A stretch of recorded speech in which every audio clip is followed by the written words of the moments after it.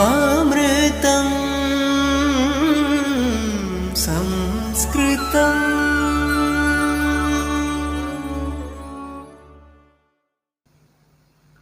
നമസ്കാരം.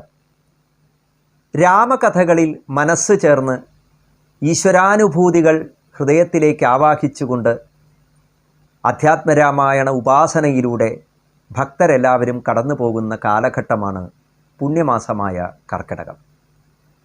കർക്കിടകം ദുർഘടം എന്ന് പറയാറുണ്ട്. ഒരു പക്ഷേ അവനവൻ്റെ കർമ്മമണ്ഡലത്തിൽ വേണ്ടതുപോലെ ശ്രദ്ധ പതിപ്പിക്കാൻ കഴിയാത്ത വിധം കോരിച്ചൊരിയുന്ന മഴയും പ്രതിബന്ധങ്ങളും രോഗാദികളും ഇതൊക്കെ ഉള്ള ഒരു കാലഘട്ടമായതുകൊണ്ടാവണം ദുർഘടം എന്ന് കർക്കിടകത്തെ വിശേഷിപ്പിക്കാൻ കാരണം. ദുർഘടം എന്ന ശബ്ദത്തിൽ തന്നെ ഘടം എന്ന് പറഞ്ഞാൽ കുടം എന്നാണ് അർത്ഥം. അപ്പോൾ ഓരോരുത്തരുടെയും കർമ്മമാർഗങ്ങളിൽ വന്നു ചേരുന്ന വിഘ്നത്തെ സൂചിപ്പിക്കുന്നതാണ് ദുർഘട ശബ്ദം. സാധാരണഗതിയിൽ തിരിയുന്ന ചക്രത്തിൽ വെള്ളം കൂട്ടി കുഴച്ച മണ്ണ് വെച്ച് അതിന് കുടത്തിൻ്റെ ആകൃതി കൊടുത്ത് അത് ചുട്ടെടുത്ത് അങ്ങനെ കുടം നിർമ്മിക്കുന്ന ഒരു പ്രക്രിയയുണ്ട്. അവിടെ ഈ കളിമണ്ണ് കുഴയ്ക്കുമ്പോൾ വെള്ളം കൂടിക്കഴിഞ്ഞാൽ ഈ മണ്ണിന് കുടത്തിൻ്റെ ആകൃതി കൊടുക്കാൻ ബുദ്ധിമുട്ടാവും. അത് പലതരത്തിലുള്ളതായ ആകൃതിയിലേക്ക് മാറി കുടം എന്ന ആ ഉപയോഗം അതില്ലാത്ത ഒന്നായി മാറും. അതുപോലെ മനുഷ്യർ ചെയ്യുന്നതായ കർമ്മങ്ങൾ വിഘ്നങ്ങൾ വന്നു ചേർന്ന് വേണ്ടതുപോലെ ഫലവത്താകാത്ത ഒരു അവസ്ഥയെ സൂചിപ്പിക്കുന്നു ദുർഘടം എന്ന വാക്ക്. നമുക്ക് എന്തെങ്കിലും തരത്തിലുള്ള പ്രതിബന്ധങ്ങൾ നമ്മുടെ ജീവിതത്തിൽ ഉണ്ടാകുമ്പോൾ വല്ലാതെ നിരാശയുണ്ടാകും. അത്തരത്തിലുള്ള നിരാശകളിൽ നമ്മൾ മുങ്ങുമ്പോൾ പലതരത്തിലുള്ള മാനസികമായ പ്രകോപനങ്ങളിലൂടെ നമ്മൾ കടന്നു പോയേക്കാം. മനസ്സിനെ നിയന്ത്രിക്കാൻ സാധിക്കാതെ വരുമ്പോൾ വാക്കുകൾ നിയന്ത്രണാതീതമാകുന്നു. അപ്പോൾ കുടുംബ കലഹങ്ങളുണ്ടാകുന്നു. സാമ്പത്തികമായ ആ പരാധീനതകൾ നമ്മളെ വല്ലാതെ അസ്വസ്ഥരാക്കുന്നു. ഇങ്ങനെയുള്ളൊരു കാലത്ത് ജീവിതത്തിൽ ഇതിനേക്കാൾ വലിയ വലിയ പരീക്ഷണങ്ങളിലൂടെ ദുർഘടങ്ങളിലൂടെ ദുഃഖങ്ങളിലൂടെ കടന്നുപോയ മഹാത്മാക്കളുടെ കഥകളെ കേട്ട് അവരനുഭവിച്ച അത്രയൊന്നും നമ്മൾ അനുഭവിക്കുന്നില്ലല്ലോ, അല്ലെങ്കിൽ അവർ ആ പ്രതിബന്ധങ്ങളെ തരണം ചെയ്ത വീരോത്സാഹങ്ങൾ നൽകുന്ന കഥകൾ കേട്ട് നമുക്കും നമ്മുടെ ജീവിതത്തിൽ വരും കാലത്തിൽ കൂടുതൽ കർമ്മങ്ങളിലേക്ക് ഊർജ്ജസ്വലരായി പ്രവേശിക്കുവാനുള്ളൊരു പ്രചോദനം ലഭിക്കുന്നതുകൊണ്ടും ഒക്കെ ആയിരിക്കണം നമ്മുടെ കാരണവന്മാർ ഇത്തരത്തിലുള്ള ഉപാസനകൾക്ക് പ്രാധാന്യം നൽകിയത്.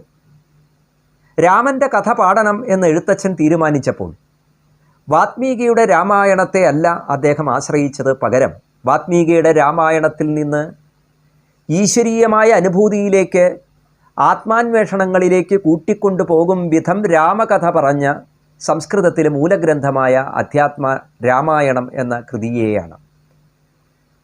മൂലഗ്രന്ഥമായ അധ്യാത്മരാമായണം യഥാർത്ഥത്തിൽ പേര് പോലെ തന്നെ ആത്മാവിനെക്കുറിച്ചുള്ള അന്വേഷണമാണ്. ആ അന്വേഷണമോ രാമൻ്റെ കഥയിലൂടെയാണ് ആ ആത്മാനുഭൂതിയിലേക്ക് നമ്മെ കൊണ്ടുപോകുന്നത്. രാമനും ഈശ്വരനും ഒന്നു തന്നെ. ആ ഈശ്വരൻ തന്നെ ബ്രഹ്മം, രാമൻ തന്നെ പരബ്രഹ്മം. ഇങ്ങനെ ബ്രഹ്മാനുഭൂതിയിലേക്ക് നയിക്കുന്നതാണ് രാമകഥ എന്ന് അധ്യാത്മരാമായണത്തിൻ്റെ മാഹാത്മ്യത്തിലും സൂചിപ്പിക്കുന്നു. അധ്യാത്മരാമായണം മൂലകൃതി ആരംഭിക്കുന്നത് ശ്രീരാമഹൃദയം എന്ന സർഗത്തോടു കൂടിയാണ്. യപൃഥ്വീഭരവാരണായ ദിവിജൈ സംപ്രാർത്ഥിതശ്ചിന്മയ സംജാത പൃഥിവീതലേ രവികുലേ മായാമനുഷ്യോ വ്യയ നിശ്ചക്രം ഹതരാക്ഷസ പുനരഗാത് ബ്രഹ്മത്വമാദ്യം സ്ഥിരാം കീർത്തിം പാപഹരാം വിധായ ജഗദാം തം ജാനകീശം ഭജേ. സാക്ഷാത്തായ ബ്രഹ്മതത്വമായി ശ്രീരാമനെ ഭജിച്ചുകൊണ്ടാണ് അധ്യാത്മരാമായണം ആരംഭിക്കുന്നത്. അങ്ങനെയുള്ള ഈ അധ്യാത്മരാമായണത്തിൽ എത്ര കാണ്ഡങ്ങളുണ്ട് എന്ന് ചോദിച്ചാൽ സാധാരണഗതിയിൽ എല്ലാവരും 6 കാണ്ഡം എന്ന് ഉത്തരം പറയും. ബാലകാന്ഡം, അയോധ്യാകാന്ഡം, ആരണ്യകാന്ഡം, കിഷ്കിന്ധാകാന്ഡം, സുന്ദരകാന്ഡം, യുദ്ധകാന്ഡം. യുദ്ധകാണ്ഡത്തിൽ രാവണനെ വധിച്ച് സീതയുമായി അയോധ്യയിൽ തിരിച്ചെത്തുന്ന ശ്രീരാമൻ്റെ പട്ടാഭിഷേകത്തോടുകൂടി നമ്മൾ ഗ്രന്ഥം മടക്കുകയാണ് സാമാന്യമായി പതിവ്. ഉത്തരകാണ്ഡം എന്തുകൊണ്ടോ വായിക്കാറില്ല. എന്തുകൊണ്ട് വായിക്കുന്നില്ല എന്ന് ചോദിച്ചാൽ അതിന് പലരും പല കാരണങ്ങളാണ് പറയുക. ഒരു പക്ഷേ നമ്മുടെ പൂർവികർ വായിക്കുന്നില്ല, അതുകൊണ്ട് നമ്മളും വായിക്കുന്നില്ല. അല്ലെങ്കിൽ ചിലർ പറയുന്നു അത് വായിക്കരുത്, അതുകൊണ്ട് വായിക്കുന്നില്ല.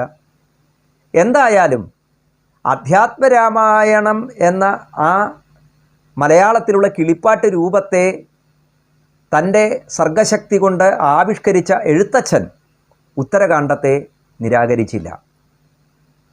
സംസ്കൃതത്തിലെ അനവധി മഹാകവികൾ ഈ ഉത്തരകാണ്ഡത്തിലെ രാമൻ്റെയും സീതയുടെയും കഥയെ ആശ്രയിച്ചുകൊണ്ട് വിശ്വോത്തരമായിരിക്കുന്ന കാവ്യങ്ങളും നാടകങ്ങളും നമുക്ക് തന്നിട്ടുണ്ട്. ഭവഭൂതിയുടെ ഉത്തരരാമചരിതം അതിന് ഉത്തമ ഉദാഹരണമാണ്. മലയാളത്തിലെ മഹാകവിയായ കുമാരനാശാൻ ചിന്താവിഷ്ടയായ സീതയിലൂടെ ഉത്തരകാണ്ഡത്തിലെ കഥയെയാണ് തൻ്റേതായിരിക്കുന്ന ആ മനോഹരമായ ശൈലിയിൽ നമുക്ക് പകർന്നു തന്നത്, സീതയുടെ ചിന്തകളായി. ഇങ്ങനെ എവിടെയൊക്കെ രാമൻ്റെ കഥയെ ആശ്രയിച്ച വിദ്വാൻമാരും കവികളും പണ്ഡിതരുമുണ്ടോ അവരെല്ലാം ഉത്തരകാണ്ഡത്തിലൂടെ കടന്നുപോയവരാണ്. എന്നിട്ടും എന്തുകൊണ്ടാണ് നമ്മൾ മലയാളികൾ രാമായണ പാരായണം ചെയ്യുമ്പോൾ ഉത്തരകാണ്ഡം വായിക്കാതെ പോകുന്നത് ചിലരെങ്കിലും എന്ന് മനസ്സിലാവുന്നില്ല. അധ്യാത്മരാമായണം 7 കാണ്ഡങ്ങൾ, അതിൽ 7ാമത്തെ കാണ്ഡമായ ഉത്തരകാണ്ഡം വായിക്കരുതാത്തതായിരുന്നുവെങ്കിൽ, അല്ലെങ്കിൽ വായിക്കേണ്ട ആവശ്യമില്ലാത്തതായിരുന്നുവെങ്കിൽ, ഒരു പക്ഷേ എഴുത്തച്ഛൻ തൻ്റെ കിളിപ്പാട്ട് രൂപം പകർന്നപ്പോൾ ആ ഉത്തരകാണ്ഡത്തെ വിട്ടുകളഞ്ഞേനെ. മഹാന്മാരായ ആളുകൾ ആരും തന്നെ വിട്ടുകളയാതെ പോയ ആ ഉത്തരകാണ്ഡം സാധാരണ അധ്യാത്മരാമായണത്തെ ഉപാസിക്കുന്നവർ വിട്ടുകളഞ്ഞാൽ അവർക്ക് നഷ്ടമാകുന്നത് അധ്യാത്മ എന്ന പദം കൊണ്ട് ഉദ്ദേശിക്കുന്നതായ മഹത്തരമായ അനുഭൂതിയാണ്. എന്താണ് അധ്യാത്മരാമായണത്തിൻ്റെ തുടക്കത്തിൽ നമ്മൾ കാണുന്നത്? പട്ടാഭിഷേകം കഴിഞ്ഞ് സീതാസമന്വിതനായി വർത്തിക്കുന്ന സാക്ഷാൽ ശ്രീരാമദേവൻ, അദ്ദേഹത്തിനരികിൽ രാമനാമ മന്ത്ര പവിത്ര ഗാത്രനായി ഹനുമാൻ വർത്തിക്കുന്നു. അങ്ങനെയുള്ള ഹനുമാനെ കാരുണ്യത്തോടുകൂടി നോക്കിക്കൊണ്ട് ശ്രീരാമൻ സീതാദേവിയോട് പറയുകയാണ്, രാമതത്വത്തെ എൻ്റെ ഭക്തനായിരിക്കുന്ന ഹനുമാന് ഉപദേശിച്ചു കൊടുത്താലും. അങ്ങനെ സീതാദേവി രാമൻ്റെ മഹത്വത്തെ വർണ്ണിക്കുന്ന രീതിയിലാണ് അധ്യാത്മരാമായണം ആരംഭിക്കുന്നത്. അതാകട്ടെ കിളിപ്പാട്ടിൽ നമ്മൾ കേട്ടിട്ടുള്ളതുപോലെ തന്നെ പാർവതീദേവി ശ്രീ പരമേശ്വരനോട് ചോദിക്കുമ്പോൾ പരമേശ്വരൻ പറഞ്ഞു കൊടുക്കുന്ന രീതിയിലാണ്. ദശരഥപുത്രനായി രാമൻ ജനിച്ചതും പിന്നീട് അവിടെ നിന്ന് അങ്ങോട്ട് താടകാവധം മുതലായിരിക്കുന്ന ലീലകൾ നിർവഹിച്ചതും, സീതയെ പരിണയിച്ചതും, അച്ഛൻ്റെ വാക്ക് പാലിക്കുന്നതിന് വേണ്ടി കാട്ടിലേക്ക് യാത്രയായതും, കാട്ടിൽ വെച്ച് രാവണൻ സീതയെ അപഹരിക്കുന്നതും, വാനര സൈന്യത്തോടുകൂടി രാമൻ ചെന്ന് രാവണക്കോട്ടയെ നശിപ്പിച്ച് രാവണനെ വധിച്ച് സീതയെ വീണ്ടെടുത്ത് അയോധ്യയിൽ വന്ന് അതാ പ്രജകളെ മുഴുവനും സ്വന്തം മക്കളെപ്പോലെ കണ്ടുകൊണ്ട് രാജ്യഭരണം നിർവഹിച്ചുകൊണ്ട് വർത്തിക്കുന്നു എന്നിങ്ങനെയുള്ള ആ കഥയെ സീതാദേവി ഹനുമാന് ചുരുക്കി പറഞ്ഞതിന് ശേഷം പറയുകയാണ്, ഇതൊക്കെ യഥാർത്ഥത്തിൽ ചെയ്തത് ഞാനാണ്, എല്ലാം രാമനിൽ ആരോപിക്കുകയാണ് ലോകം. അതിന് കാരണം മായയാണ്. രാമൻ യഥാർത്ഥത്തിൽ ആരാണ്? രാമൻ ഇതൊന്നും തന്നെ ചെയ്യുന്നില്ല. രാമോ ന ഗച്ഛതി ന തിഷ്ഠതി നാനുശോചത്യാകാംക്ഷതേ ത്യജതി നോ ന കരോതി കിഞ്ചിൽ ആനന്ദമൂർത്തിരചല പരിണാമഹീനോ മായാഗുണാനനുഗതോ ഹി തഥാ വിഭാതി. രാമൻ നിൽക്കുന്നില്ല, നടക്കുന്നില്ല, എവിടെ നിന്നും എവിടേക്കും പോകുന്നില്ല, ഒന്നും ചെയ്യുന്നില്ല. നിരീഹനും നിരാമയനുമായിരിക്കുന്ന സാക്ഷാൽ ശ്രീരാമൻ യഥാർത്ഥത്തിൽ ബ്രഹ്മതത്വം തന്നെയാണ് എന്നാണ് സീതാദേവിയുടെ ആ ഉപദേശം. ശ്രീരാമഹൃദയം എന്ന ഈ അധ്യായത്തിൽ പറഞ്ഞ രാമതത്വത്തിൻ്റെ മഹിമാതിശയം അതൊട്ടും ചോർന്നു പോകാതെ അധ്യാത്മരാമായണകാരൻ കഥകളെല്ലാം പറഞ്ഞ് യുദ്ധകാണ്ഡം കഴിഞ്ഞ് കഥ അവസാനിപ്പിച്ചില്ല. രാമകഥ തുടരുന്നു. ഇതേ പട്ടാഭിഷേകം കഴിഞ്ഞ് ഈ സദസ്സിലേക്ക് അഗസ്ത്യ മഹർഷി വരുന്ന രംഗത്തോടു കൂടിയാണ് ഉത്തരകാണ്ഡം ആരംഭിക്കുന്നത്. എഴുത്തച്ഛൻ ഈ ഉത്തരകാണ്ഡത്തെ ഇങ്ങനെ ആരംഭിച്ചു: ശ്രീരാമ രാമ രാമ ശ്രീരാമ രാമ രാമ ശ്രീരാമ രാമ രാമ ശ്രീരാമ രാമ രാമ. നാരായണായ നമോ നാരായണായ നമോ നാരായണായ നമോ നാരായണായ നമ. ശ്രീരാമപാദഭക്തി കൊണ്ടു ശുദ്ധാത്മാവായ ശാരീക പൈതലേ നീ ചൊല്ലടോ രാമായണം. ചൊല്ലുവനെങ്കിൽ കേട്ടുകൊള്ളുവിനെല്ലാവരും, നല്ല സൽക്കഥ ഇതു കല്യാണപ്രദമല്ലോ. ഉത്തര രാമായണം വാൽമീകി മുനി പ്രോക്തം ഉത്തമോത്തമമിതം മുക്തിസാധനം പരം. വാൽമീകി പറഞ്ഞ ഉത്തരരാമായണത്തെ തന്നെയാണ് അധ്യാത്മരാമായണകാരൻ പറഞ്ഞതെങ്കിലും അല്പസ്വല്പം വ്യത്യാസങ്ങളുണ്ട്. ആ വ്യത്യാസം ആ രാമകഥയ്ക്ക് ഇട്ടുകൊടുത്ത പേരിൽ തന്നെ വ്യക്തമാണ്: അധ്യാത്മരാമായണം. അവനവൻ്റെ ആത്മാവിലേക്കുള്ള യാത്രയ്ക്ക് രാമൻ്റെ കഥയിലൂടെ പ്രേരണ നൽകുകയാണ് യഥാർത്ഥത്തിൽ അധ്യാത്മരാമായണകാരൻ.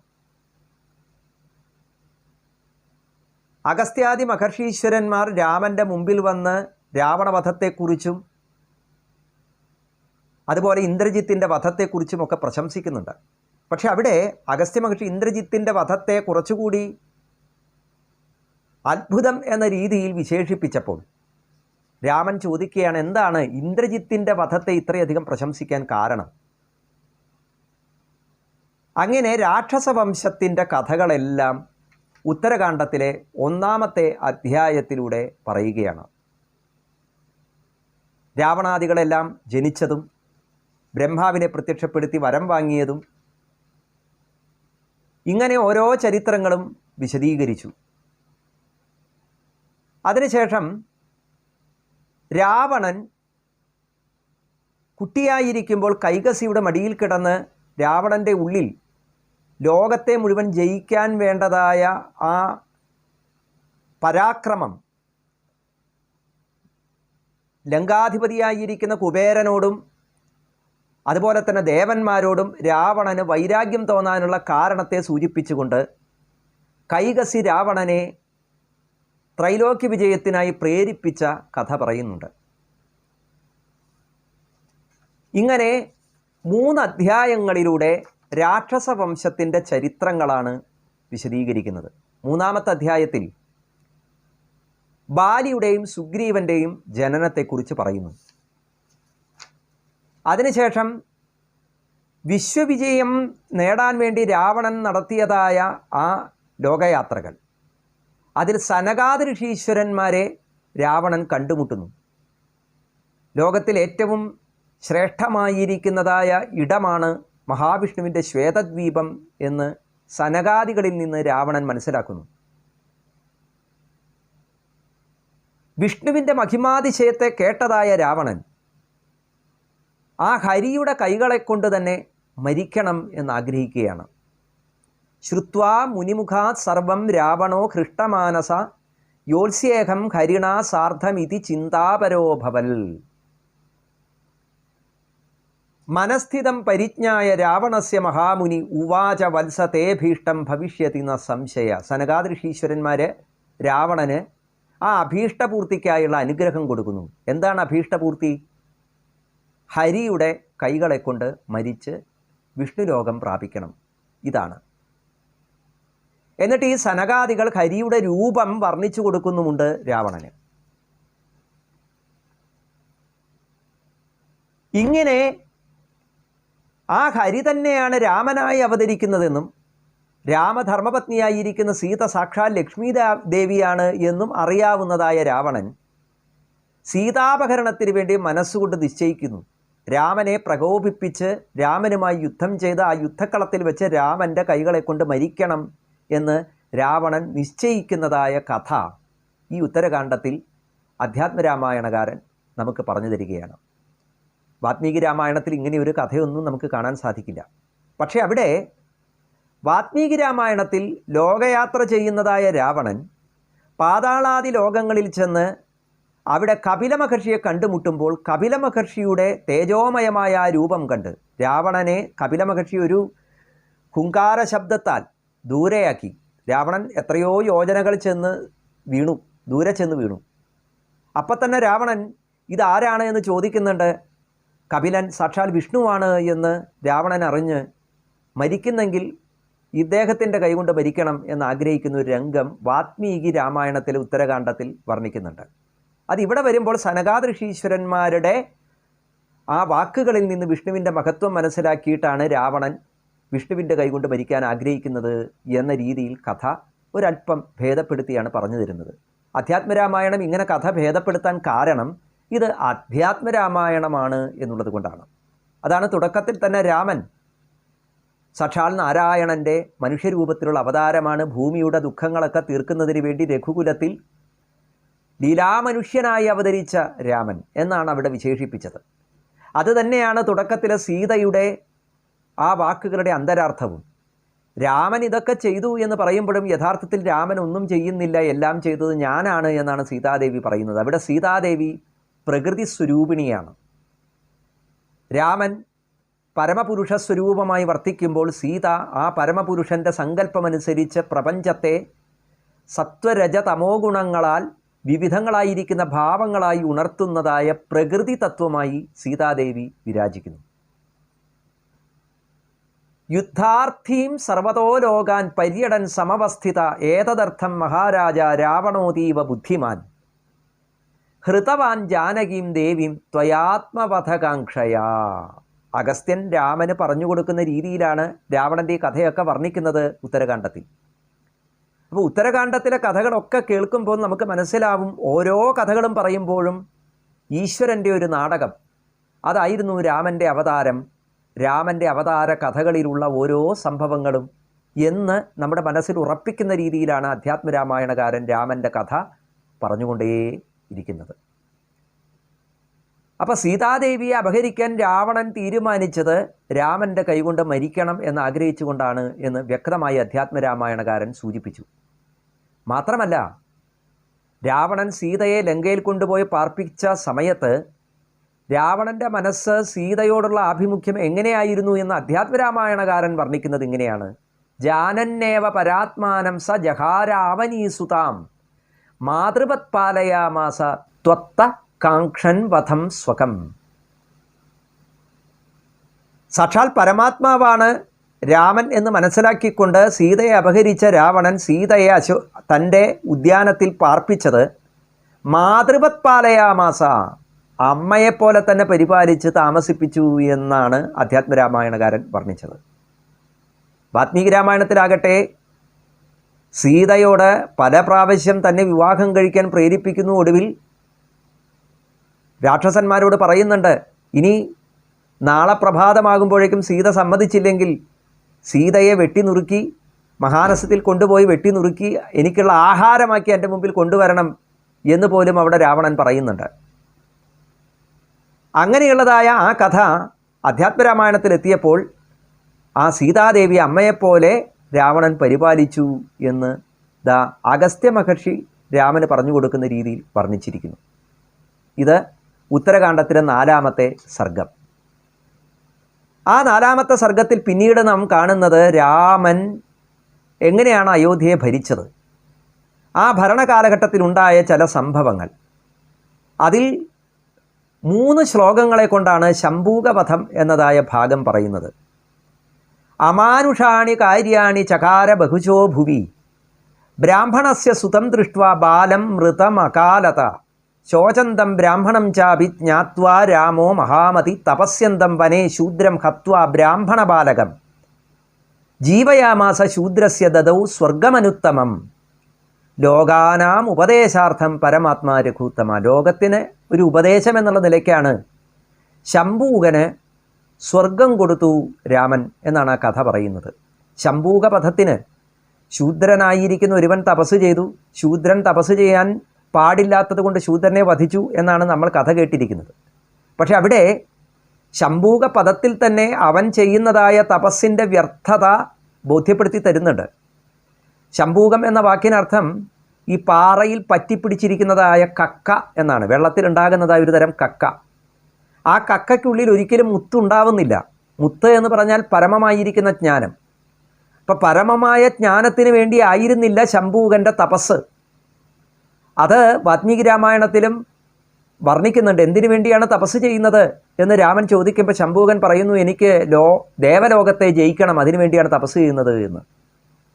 അപ്പോഴാണ് ശ്രീരാമൻ ശംഭൂകനെ ഉടലോടെ സ്വർഗത്തിൽ പോയി സ്വർഗത്തിൻ്റെ ആധിപത്യം കയ്യാളണം എന്ന് ആഗ്രഹിച്ച് തപസ് ചെയ്യുന്ന ശംഭൂകനെ അവിടെ രാമൻ തൻ്റെ ഖഡ്ഗം കൊണ്ട് ആ ശംഭൂകൻ്റെ ശിരസ് ഛേദിച്ചു. രാമൻ്റെ കൈകളെ കൊണ്ട് മരിച്ചതിനാൽ ശംഭൂകന് പുണ്യലോകം കിട്ടി എന്നാണ് വർണ്ണിച്ചത്. അധ്യാത്മരാമായണകാരൻ അമാനുഷങ്ങളായ അനവധി കാര്യങ്ങൾ ചെയ്തതായ ശ്രീരാമൻ ആഭിചാരഭാവത്തിൽ തപസ് ചെയ്തതായ ഒരു ശൂദ്രൻ്റെ അരികത്ത് ചെന്ന് ആ ശൂദ്രനെ വധിച്ച് ശൂദ്രന് സ്വർഗം കൊടുത്ത് ലോകത്തിനൊരു ഉപദേശം കൊടുത്തു. എന്താണ്?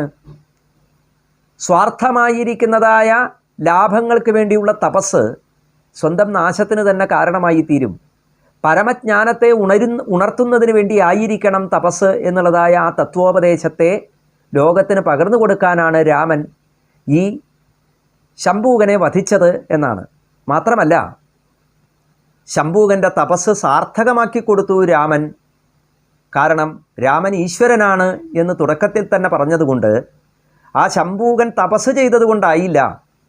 കാരണം ആ തപസ്സുകൊണ്ട് ഒരിക്കലും ശംഭൂകൻ്റെ ഉള്ളിൽ ഒരു സംസ്കൃതി ഉണ്ടാവുന്നില്ല, സത്യബോധം ഉണരുകയില്ല എന്ന് മനസ്സിലാക്കിയ രാമൻ ശംഭൂകൻ്റെ ആഗ്രഹത്തെ പൂർത്തീകരിച്ചു കൊടുക്കുന്നതിന് വേണ്ടി ആ മലിന ശരീരം ഉപേക്ഷിച്ച ആ ജീവാത്മാവിനെ സ്വർഗത്തിലേക്ക് പറഞ്ഞയച്ചു എന്ന ഭാവത്തിൽ ആധ്യാത്മികമായ ഒരു തത്വമായി, ഒരു ദർശനമായിട്ടാണ് അധ്യാത്മരാമായണകാരൻ ഈ കഥയെ നമുക്ക് പറഞ്ഞു തരുന്നത്. വെറും 3 ശ്ലോകത്തിലാണത്. വാൽമീകി രാമായണത്തിലാകട്ടെ ഈ കഥ പറയുന്ന സന്ദർഭത്തിൽ ഈ കഥയിലൂടെ വർണ്ണാശ്രമ ധർമ്മങ്ങളെ വിശദീകരിക്കാനായി പ്രയത്നിച്ചിട്ടുണ്ട്. അതുകൊണ്ടാണ് പലപ്പോഴും ഈ കഥ ദുർവ്യാഖ്യാനം ചെയ്യപ്പെട്ടത്. ഇനി സീതാപരിത്യാഗത്തിന് തൊട്ടു മുമ്പുള്ളതായ ഒരു കഥ അധ്യാത്മരാമായണകാരൻ ഇങ്ങനെ സൂചിപ്പിക്കുന്നു. നമ്മളൊക്കെ രാമനെക്കുറിച്ചുള്ള അപവാദങ്ങൾ അത് വ്യാഖ്യാനങ്ങളായി പല കഥകളായി കേൾക്കുകയും വായിക്കുകയും ഒക്കെ ചെയ്തിട്ടുള്ളത്. ഏതോ ഒരു അലക്കുകാരൻ്റെ വാക്ക് കേട്ട് രാമൻ സ്വന്തം ധർമ്മപത്നിയായ സീതയെ സംശയത്തോടു കൂടി ഉപേക്ഷിച്ചു എന്നൊക്കെയാണ്. അങ്ങനെ ഒരു അലക്കുകാരനെ നമുക്ക് വാൽമീകി രാമായണത്തിലും കാണാൻ സാധിക്കില്ല, അധ്യാത്മരാമായണത്തിലും കാണാൻ സാധിക്കുകയില്ല. ഇവിടെ അധ്യാത്മരാമായണത്തിൽ മറ്റൊരു രീതിയിൽ ഈ കഥ കുറച്ചുകൂടി ഈശ്വരീയമായിരിക്കുന്ന തലത്തിൽ നിന്നുകൊണ്ടാണ് വർണ്ണിക്കുന്നത്. ഏകാന്തത്തിൽ വെച്ച് സീത രാമൻ്റെ അരികത്ത് വന്ന് പറയുകയാണ്, അലയോ ആര്യ, ദേവദേവ ജഗന്നാഥ പരമാത്മൻ സനാതന ചിദാനന്ദാദി മധ്യാന്തരഹിതാശേഷ കാരണ. ഈ വിശേഷണങ്ങളൊക്കെ ഈശ്വരനുള്ള വിശേഷണങ്ങളാണ്. സീതാദേവി പറയുകയാണ്, അല്ലയോ ഈശ്വര, ദേവദേവ ജഗന്നാഥ, ദേവന്മാരെല്ലാവരും എൻ്റെ അരികത്ത് വന്നിരുന്നു. അവരൊക്കെ പറയുന്നത് എത്രയും വേഗം നമ്മുടെ മനുഷ്യ അവതാരത്തിൻ്റെ ലക്ഷ്യങ്ങളൊക്കെ ഇപ്പോൾ പൂർത്തീകരിച്ചു കഴിഞ്ഞു. രാക്ഷസ വംശത്തെ മുടിച്ച് ഋഷ്യാശ്രമങ്ങളെയൊക്കെ പരിരക്ഷിച്ചു. ഇനി നമുക്ക് തിരിച്ച് നമ്മുടെ ലോകത്തേക്ക് പോകേണ്ട സമയമായി. ഞാനിവിടെ ഉള്ളിടത്തോളം കാലം അങ്ങ് എന്നെ ഒറ്റയ്ക്കാക്കി ഇവിടെ നിന്ന് പോവുകയില്ല. അതുകൊണ്ട് എന്നോട് ആദ്യം ചെല്ലാനാണ് ദേവന്മാർ ആവശ്യപ്പെടുന്നത് എന്ന് പറഞ്ഞപ്പോൾ രാമൻ ചിരിച്ചുകൊണ്ട് പറയുന്നു, ദേവി ജാനാമി സകലം തത്രോപായം വദാമി തേ കൽപ്പയിത്വാ മിഷം ദേവി ലോകവാദം ത്വദാശ്രയം. എത്രയും വേഗം നമുക്ക് തിരിച്ചു പോകാനുള്ളതായ ഒരു ലോകനാടകം ഞാനിവിടെ കൽപ്പിച്ചിരിക്കുന്നു. ജനങ്ങൾ ദേവിയെക്കുറിച്ച് ഒരു അപവാദം പറയും, വ്യാജമായിരിക്കുന്ന ചില വാക്കുകൾ. അങ്ങനെ ദേവിയെക്കുറിച്ച് ലോകത്ത് പരക്കും.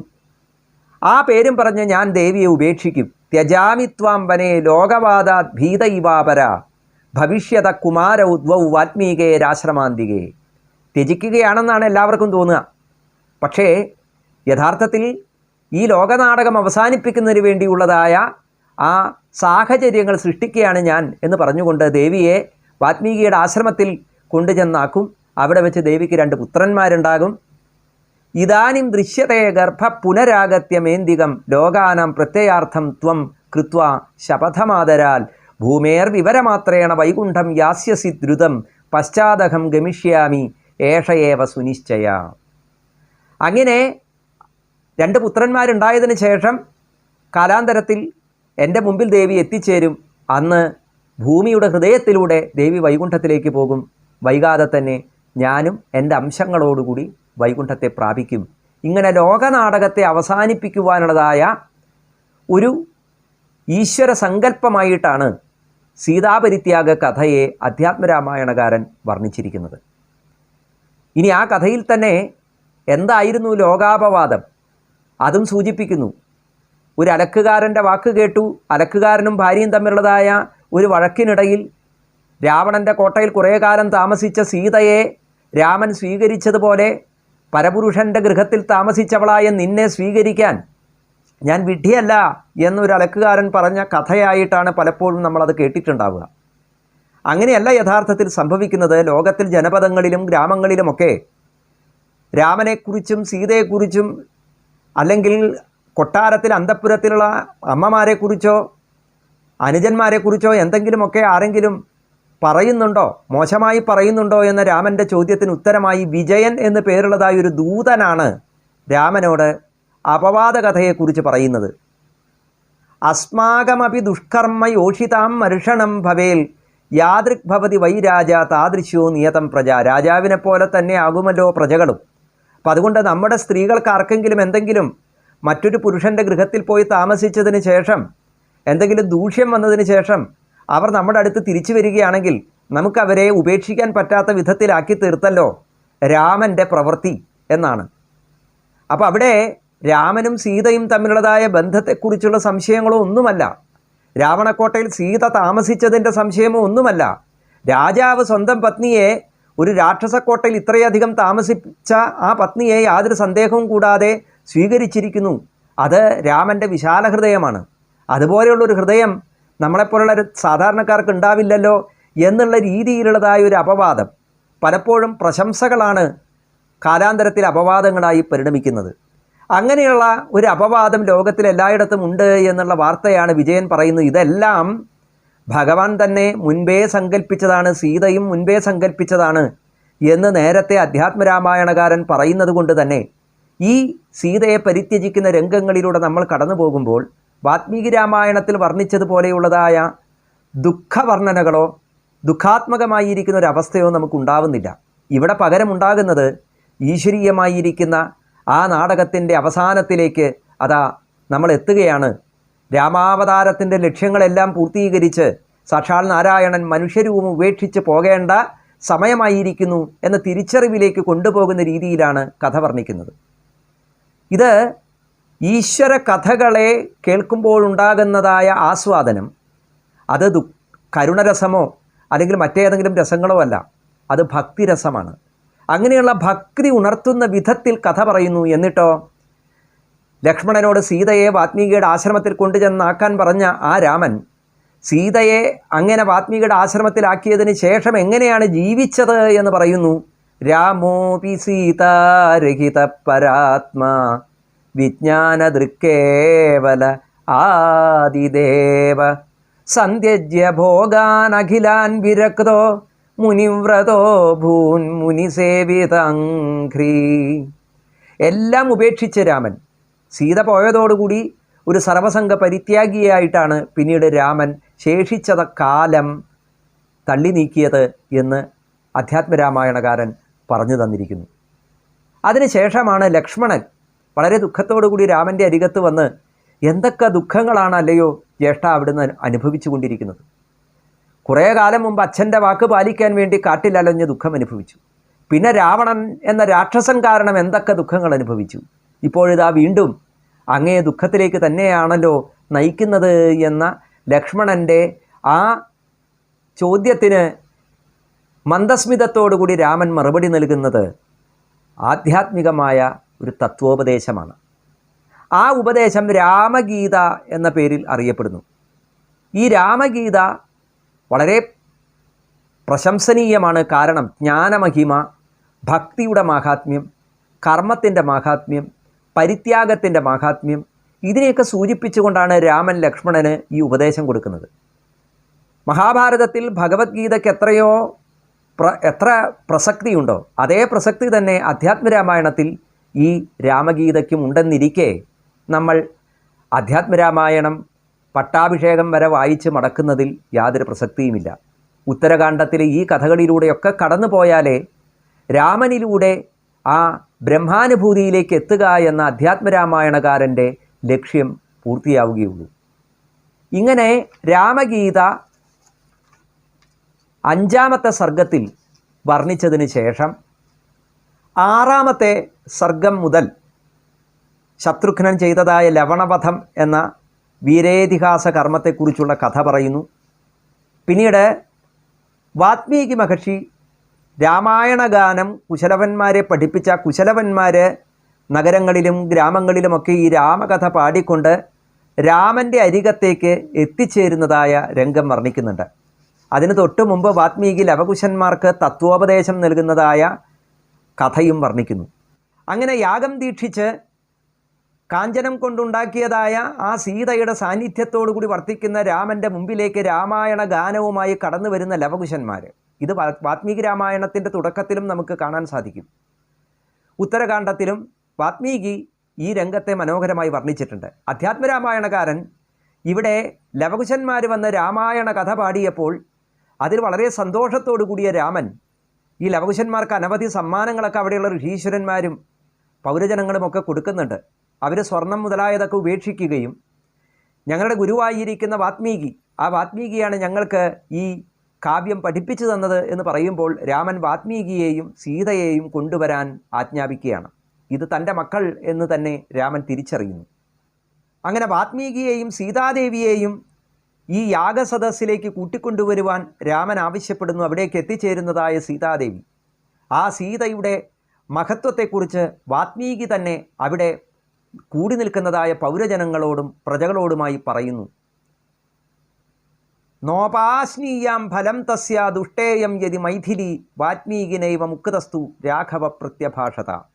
വാത്മീകി സീതാദേവിയുടെ മഹത്വത്തെക്കുറിച്ച് വർണ്ണിച്ചു കഴിഞ്ഞപ്പോൾ രാമൻ പറയുകയാണ്, ഏവമേതൻ മഹാപ്രാജ്ഞ യഥാവദസി സുവ്രത പ്രത്യയോ ജനിതോ മഹ്യം തവ വാക്യൈരഖിൽഭിഷൈ സേയം ലോകഭയാത് ബ്രഹ്മൻ നപാപാപി സതീപുര സീതാമയാ പരിത്യക്ത ഭവാം തൽക്ഷന്തുമർഹതി. ലോകം മുഴുവൻ ഇങ്ങനെ അപവാദം സീതയെക്കുറിച്ച് പറഞ്ഞപ്പോൾ സഹിക്കവയ്യാതെ ഞാൻ സീതയെ പരിത്യജിച്ചു, അതെന്നോട് ക്ഷമിക്കണം. കാരണം സീതയെക്കുറിച്ചുള്ള അപവാദം ശ്രീരാമൻ്റെ ഹൃദയത്തിലാണ് കൂരമ്പുകളായി തറച്ചിട്ടുള്ളത്. അങ്ങനെയുള്ള ആ സീതാദേവി പരിശുദ്ധയാണെന്ന് എനിക്കറിയാം. ആ സീതാദേവിയെക്കുറിച്ചുള്ള സംശയം ഇവർക്കായിരുന്നു. അത് സീത തന്നെ ഇല്ലാതാക്കട്ടെ എന്ന് പറഞ്ഞപ്പോൾ സീതാദേവി അതാ ഭൂമിദേവിയെ പ്രാർത്ഥിക്കുന്നു. ഭൂമിയിൽ നിന്നൊരു സുവർണ സിംഹാസനം ഉയർന്നു വരുന്നു. സീതാപ്രവേശനം ദൃഷ്ട്വാ സർവം സമ്മോഹിതം ജഗത് രാമസ്തു സർവം ജ്ഞാത്വൈവ ഭവിഷ്യത് കാര്യഗൗരവം. വരാൻ പോകുന്നതിനെക്കുറിച്ച് വേണ്ട പോലെ അറിയുന്നവനായിരിക്കുന്ന ഈശ്വരനായ രാമൻ സീതയുടെ ആ തിരോധാനത്തെ മനസ്സിലാക്കി. ലോകം മുഴുവൻ ആ സീതയുടെ യാത്ര കണ്ട് ദുഃഖിതരായി തീർന്നു. ഇങ്ങനെ സീതയെക്കുറിച്ചുള്ളതായ അപവാദം രാമൻ ഇല്ലാതാക്കി തീർത്തു. ഇതാണ് രാമായണത്തിലെ സീതാപവാദത്തിൻ്റെ കഥ, പരിത്യാഗത്തിൻ്റെ കഥ. രാമൻ ഒരിക്കലും സീതയെ ഉപേക്ഷിച്ചിട്ടില്ല. ഈശ്വരീയമായിരിക്കുന്ന ഒരു ലോകനാടകത്തിൻ്റെ അന്ത്യരംഗം വർണ്ണിക്കുന്നത് പോലെ അധ്യാത്മരാമായണകാരൻ ഈ കഥയൊക്കെ പറഞ്ഞു തന്നതിന് ശേഷം ശ്രീമദ് ഭാഗവതത്തിലൊക്കെ കൃഷ്ണൻ്റെ കഥകളൊക്കെ പറഞ്ഞ് കൃഷ്ണൻ എങ്ങനെയാണ് മനുഷ്യരൂപത്തെ വെടിഞ്ഞ് വൈകുണ്ഠത്തിലേക്ക് യാത്രയായത് എന്ന രംഗങ്ങളൊക്കെ വർണ്ണിക്കുന്നുണ്ട്. ആ രംഗത്തിന് തൊട്ട് മുമ്പ് എങ്ങനെയാണോ ശ്രീകൃഷ്ണൻ തനിക്ക് പ്രിയപ്പെട്ടവരായ ഭൃത്യജനങ്ങൾക്കും ബന്ധുജനങ്ങൾക്കുമൊക്കെ വസുദേവരെ, ദേവകി, ഉദ്ധവരെ ഇവർക്കൊക്കെ ആത്മതത്വം ഉപദേശിച്ചു കൊടുത്ത് അവരെ ഇതുവരെയുള്ളതായ ആ മനുഷ്യനാടകത്തിൻ്റെ അന്തരാർത്ഥത്തെ ബോധിപ്പിച്ചു കൊടുക്കുന്നത്, അതുപോലെ അധ്യാത്മരാമായണത്തിലും ശ്രീരാമദേവൻ തൻ്റെ അമ്മയായ കൗസല്യയ്ക്ക് ആത്മജ്ഞാനം ഉപദേശിച്ചു കൊടുക്കുന്ന രംഗം വർണ്ണിക്കുകയാണ് 7-ാമത്തെ സർഗത്തിൽ. അവിടെ കൗസല്യയ്ക്ക് മാത്രമല്ല സുമിത്രയ്ക്കും കൈകേയിക്കുമൊക്കെ രാമൻ ഈ ആത്മതത്വത്തെ ഉപദേശിച്ചു കൊടുത്ത് അവർക്കൊക്കെ നേരത്തെ തന്നെ പുണ്യലോകങ്ങൾ പകർന്നു കൊടുക്കുന്നു, അനുഗ്രഹിച്ചു കൊടുക്കുന്നു. കൈകേയീ ചാപിയോഗം രഘുപതിഗതിതം പൂർവമേവാധിഗമ്യ ശ്രദ്ധാഭക്തി പ്രശാന്ത ഹൃദി രഘുതിലകം ഭാവയന്തീ ഗദാസു. ഇവരൊക്കെ രാമനെ തന്നെ മനസ്സിൽ നനച്ചുകൊണ്ടാണ് മനുഷ്യദേഹം വെടിയുന്നത്. സുമിത്രയുടെ സദ്ഗതിയെക്കുറിച്ച് പറയുന്നു. ഗത്വാ സ്വർഗം സ്ഫുരന്തി ദശരഥ സഹിത മോദമാനാവതസ്ഥേ മാതാ ശ്രീലക്ഷ്മണസ്യാപ്യതിവിമലമതി പ്രാപ ഭർത്തുസമീപം. സ്വർഗത്തിൽ പുണ്യദേഹം പൂണ്ടിരിക്കുന്ന ദശരഥൻ്റെ അരികിലേക്ക് അങ്ങനെ കൈകേയിയും സുമിത്രയും ഒക്കെ യാത്രയായി എന്ന് അമ്മമാരുടെ ആ സ്വർഗാരോഹണത്തെ വർണ്ണിക്കുന്നു അധ്യാത്മരാമായണം. പിന്നീട് 8ാമത്തെ സർഗത്തിലാണ് ലക്ഷ്മണ പരിത്യാഗത്തിൻ്റെ രംഗം ഇതൾ വിരിയുന്നത്. രാമൻ്റെ അരികിലേക്ക് സാക്ഷാൽ യമദേവൻ തന്നെ ഒരു ഋഷിയുടെ രൂപമെടുത്തു വരുന്നു. അതിബലൻ എന്ന് പേരുള്ളതായ ഒരു ഋഷിയുടെ ദൂതനാണ് ഞാൻ. നമ്മൾ സംസാരിക്കുന്നത് മറ്റാരും കേൾക്കരുത്, കേൾക്കാനിടയായാൽ കാണാനിടയായാൽ അവരെ വധിക്കുമെന്ന് സത്യം ചെയ്തതിന് ശേഷം നമുക്ക് ആരംഭിക്കാം അഭിമുഖം എന്നാണ് ആ ഋഷി പറയുന്നത്. രാമൻ അതിനുവേണ്ടി ലക്ഷ്മണനെ കാവൽ നിർത്തുന്നു.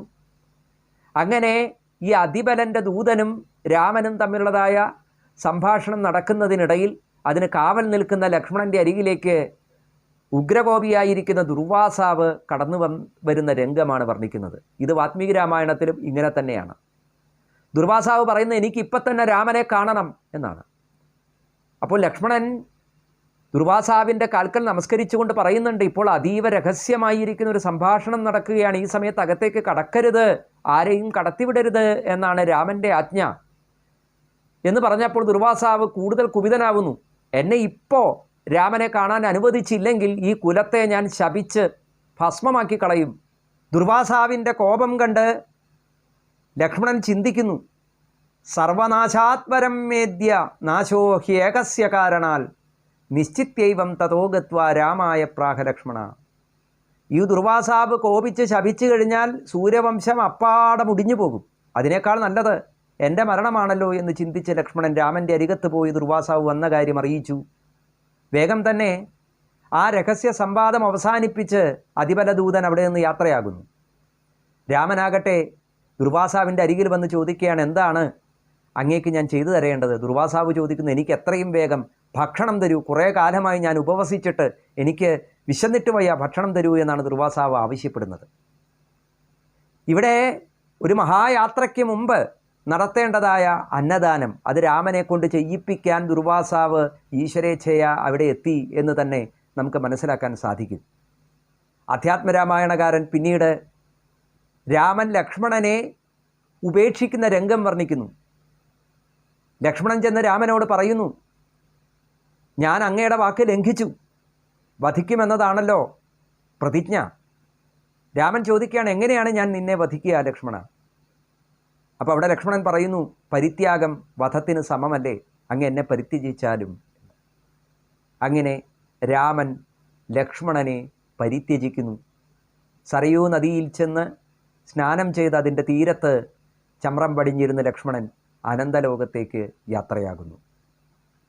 പിന്നീട് ഭരതൻ, ശത്രുഘ്നൻ മുതലായവരെയൊക്കെ രാമൻ വിളിച്ചു വരുത്തുന്നു.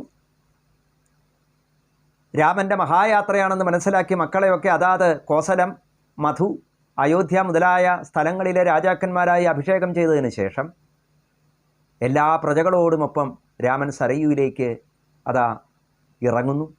ആ യാത്ര ഒരു മഹായാത്ര. തറ്റുടുത്തുകൊണ്ട് കയ്യിൽ കുശപ്പുല്ല് പിടിച്ചുകൊണ്ട് രാമൻ, ഭരതൻ, ശത്രുഘ്നൻ എന്നിവർ, അവർക്ക് പിന്നാലെ വസിഷ്ഠാദി മഹർഷീശ്വരന്മാർ, അയോധ്യയിലെ പ്രജകളെല്ലാവരും സ്വസ്തി സൂക്തങ്ങളൊക്കെ അവിടെ ഉണരുന്നുണ്ട്. അങ്ങനെയുള്ള രാമൻ്റെ അരികത്ത് താമരപ്പൂ കയ്യിലേന്തിക്കൊണ്ട് സാക്ഷാൽ മഹാലക്ഷ്മിയും സൂക്ഷ്മസ്വരൂപിണിയായി രാമനെ അനുഗമിക്കുന്നു. ഇങ്ങനെയാണ് രാമൻ്റെ മഹായാത്രയെ വർണ്ണിച്ചിരിക്കുന്നത്. സരയൂ നദിയുടെ തീരത്തെത്തിക്കഴിഞ്ഞ രാമൻ ഹനുമാനെ അരികത്ത് വിളിച്ച് പറയുന്നു, അല്ലയോ ഹനുമാനെ, നീ എനിക്ക് ഏറ്റവും പ്രിയപ്പെട്ടവനാണ്.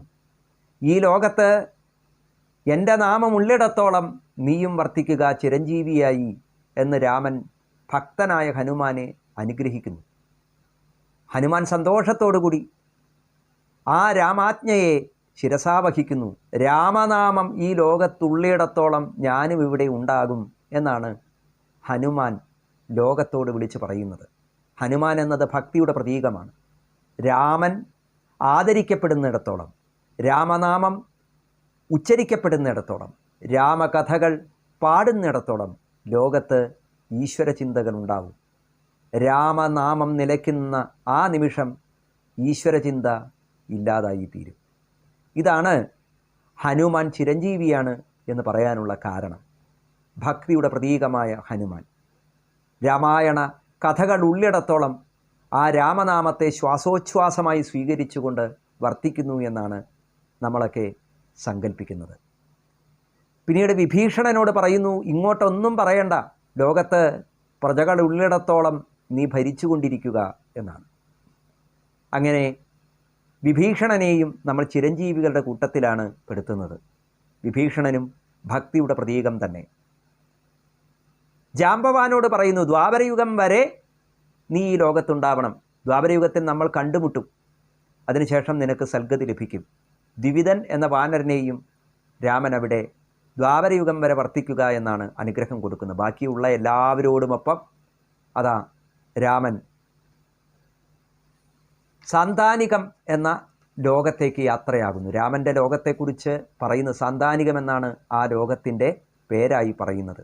ശ്രുത്വാ ഹരേർവാക്യമഥാബ്രവീത്ക സാന്താനികാന്യാന്തു വിചിത്രഭോഗാൻ ലോകാൻ മദീയോ പരിദീപ്യമാനാം സ്ത്വദ്ഭാവയുക്ത കൃതപുണ്യപുഞ്ചാ.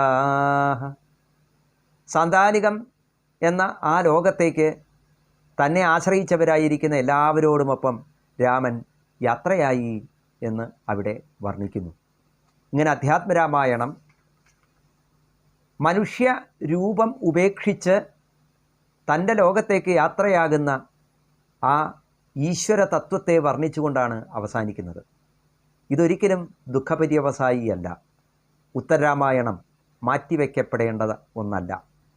അധ്യാത്മം എന്ന വാക്കിനെ അന്വർത്ഥമാക്കുന്നത് ഉത്തരകാണ്ഡത്തോടു കൂടിയതായ രാമായണ കഥയാണ്.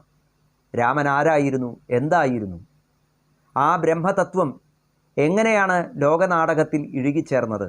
നിരീഹനായി, നിർമ്മമനായി, അങ്ങനെയുള്ള ലോകസാക്ഷീഭാവത്തിൽ വർത്തിച്ച രാമനെന്ന ആ ബ്രഹ്മതത്വത്തിൻ്റെ അനുഭൂതിയിലേക്കാണ് അധ്യാത്മരാമായണകാരൻ നമ്മളെ കൂട്ടിക്കൊണ്ടുപോകുന്നത്. അപ്പം അതുകൊണ്ട് യുദ്ധകാന്ഡം കഴിഞ്ഞ് പട്ടാഭിഷേകം വായിച്ച് മടക്കി വയ്ക്കുന്നതോടെ രാമായണം പൂർണ്ണമാകുന്നില്ല. രാമൻ്റെ ആ അവതാര തത്വം അതെന്താണെന്ന് മനസ്സിലാക്കണമെങ്കിൽ, രാമൻ ലക്ഷ്മണൻ ഉപദേശിച്ചു കൊടുത്ത രാമഗീത എന്താണെന്ന് മനസ്സിലാക്കണമെങ്കിൽ, അധ്യാത്മരാമായണത്തിൻ്റെ തുടക്കത്തിൽ സീതാദേവി ഹനുമാൻ ഉപദേശിച്ചു കൊടുക്കുന്ന രാമമഹിമ അത് അനുഭൂതിയായി നമ്മിൽ നിറയണമെങ്കിൽ, അധ്യാത്മരാമായണ പാരായണം നടത്തുന്ന എല്ലാവരും ഉത്തരകാണ്ഡം കൂടി വായിച്ച് രാമഗീത എന്ന ആ ലക്ഷ്മണന് രാമൻ കൊടുക്കുന്ന ഉപദേശത്തെ നിത്യോപാസനയായി സ്വീകരിച്ച് രാമ മന്ത്ര ജപ പവിത്രഗാത്രരായി ആ അനുഭൂതിയിലേക്ക് ചേർന്ന് നിൽക്കണം. ഉത്തരകാണ്ഡം ഇങ്ങനെയുള്ള മനോഹരമായ രാമകഥയുടെ ആധ്യാത്മികമായ ഒരു ഭാവത്തെ ഉണർത്തുന്ന ഒന്നാണ് എന്ന് സൂചിപ്പിക്കാനാണ് ഈ ഉത്തരകാണ്ഡ കഥയിലൂടെയുള്ള യാത്ര. എല്ലാവർക്കും സർവാനുഗ്രഹങ്ങളും രാമനാമം രാമകഥകൾ നൽകട്ടെ എന്ന് പ്രാർത്ഥിച്ചുകൊണ്ട് ഈ കഥകളോട് ചേർന്ന് നിൽക്കാൻ ഇനി വരുന്ന തലമുറകൾക്കും സന്മനസ്സുണ്ടാകട്ടെ എന്ന് ആശംസിച്ചുകൊണ്ട് നിർത്തുന്നു. നമസ്കാരം. അമൃതം